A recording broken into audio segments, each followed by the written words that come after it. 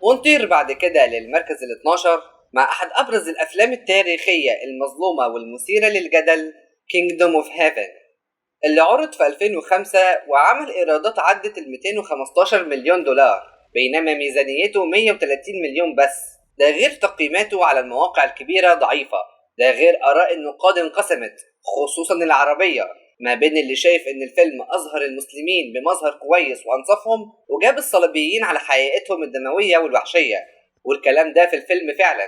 وفي ناس وانا منهم شايفين بان الفيلم اساء لينا اكتر ما انصفنا، بحيث اني شفت الفيلم مخصوص قبل ما اتكلم عنه. واحب اقول لكم بحكم اللي شفته، الفيلم 20 او 30% منه منصف وحلو، و70% تقريبا مسيء ومستفز. هو أنصفنا في حتة إنهم بيجيبوا جيش المسلمين في منظر مهيب كده، رجالة شجعان مش بيخافوا الموت ومنظمين.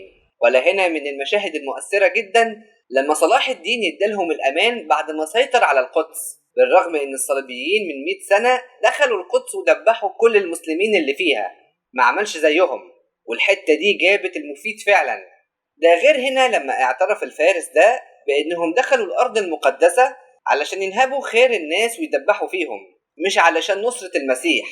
ده غير كرم صلاح الدين وسماحته، ده غير تصويرهم لهمجية الصليبيين ودمويتهم تجاه المسلمين العزل. وطبعا مش كل الصليبيين وحشين، ودي حقيقة ما ينفعش نجمع. ده المنصف بس، بينما الإساءات والاستفزازات كتيرة جدا. وللأسف الفيلم فيه فنانين عرب زي خالد النبوي وغسان مسعود الفنان السوري. ازاي العك ده يحصل وهم موجودين؟ زي هنا مثلا لما جايبيننا بنصلي الجماعة أثناء الأذان، إيه الهطل ده؟ ولا كمان بنصلي متباعدين. ولا في أكتر لقطة مستفزة من وجهة نظري لما صلاح الدين قال بإنه لو مش هيبقى الملك هيعتزل الدين الإسلامي. انتوا مهابيل يا ابني؟ بقى القائد الأسطوري المسلم اللي بيخاف ربنا هيتجرأ ويقول كلام زي كده؟ ده أنا عدت اللقطة أكتر من مرة من كتر ما أنا مش مصدق اللي اتقال. ولا هنا لما قال إنه عايز حرب بسرعة، كلام ينم عن قائد دموي متعطش للقتل والدموية، مع إنه قصده هنا إنه عايز يحرر القدس من إيد مغتصبينها، وده طبيعي جدا. بس اللعب في الألفاظ غير المشهد تماما، من قائد عايز يسترد الأرض لقائد دموي متعطش للحروب. ده غير إنهم جايبين الفارس ده صاحب مبادئ ومحترم جدا قصاده صلاح الدين المتعطش للحروب، اللي أحرجه في الحصار ده وقدر صلاح الدين إنه يهزمه بالعافية بالرغم من تواضع إمكانيات الصليبيين ساعتها.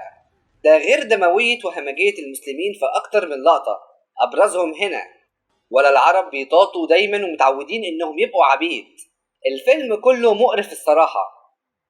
لأ، دي واحدة جايبينها تطر الفيلم بس، ملهاش أي لازمة غير مناظر ساخنة ومحن وخلاص. الفيلم زي ما فيه اللي أنصفنا فيه اللي شوه صورتنا.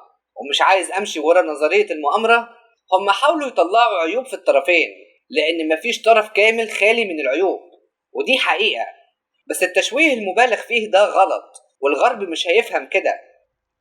الفيلم ما نجحش بسبب إنه بينصف المسلمين إلى حد ما، عكس الصورة اللي بتصدرها هوليوود تماما عننا، بالرغم إن الفيلم مليان نجوم كبار زي أورلاندو بلوم وليام نيسن.